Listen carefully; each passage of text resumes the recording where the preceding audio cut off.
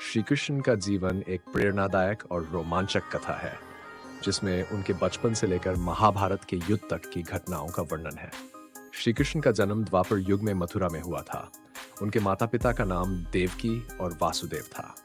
कंस, जो कि मथुरा का अत्याचारी राजा था, श्री कृष्ण के जन्म के समय बहुत डरा हुआ था, क्योंकि एक भविष्यवाणी के अनुसार देवकी का 8वां पुत्र ही उसकी मृत्यु का कारण बनेगा। श्री कृष्ण का जन्म कारागार में हुआ, लेकिन उनके पिता वासुदेव ने उन्हें गोकुल में नंद बाबा और यशोदा के पास छोड़ दिया।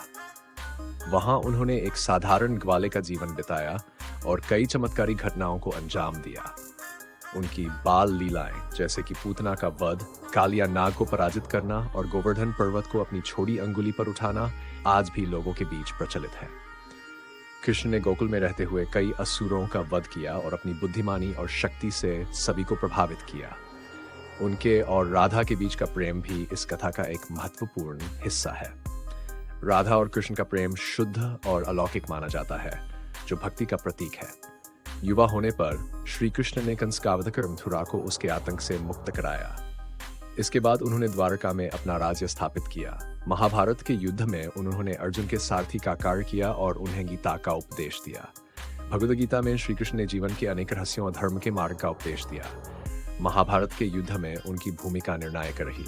उन्होंने पांडवों का साथ दिया और कौरवों के विनाश का मार्ग प्रशस्त किया।